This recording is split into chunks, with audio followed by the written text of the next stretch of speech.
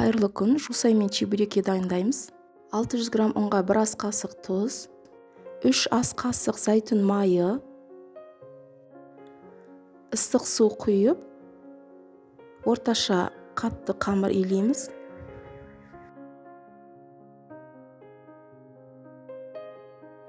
Қамырдың бетін жауып, жарты сағатқа тындырып қоямыз. Жусайды жуып, тазалап алып, майдалап тураймыз.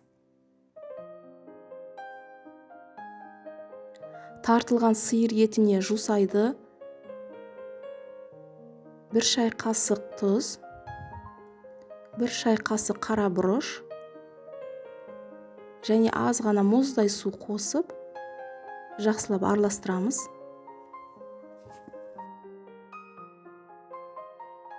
Қамырды бірнеше бөлікке бөлеміз.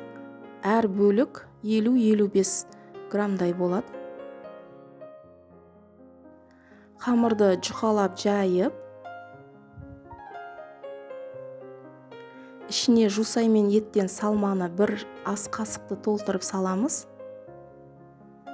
Шеттерін қолмен жақсылап жабыстырып, ортасынан басып ауасын шығарамыз. Шанышқымен сәндесеңіз де болады.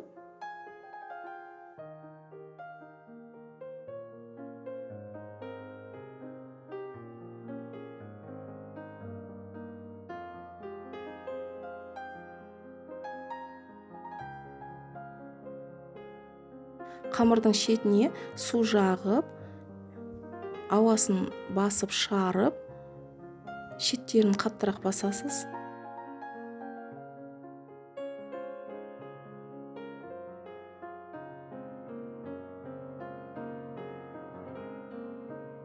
Сұйық майды қыздырып, чебурекиді саламыз. Және осылайша майды құйып отырып, пісіріп аламыз, қызартып.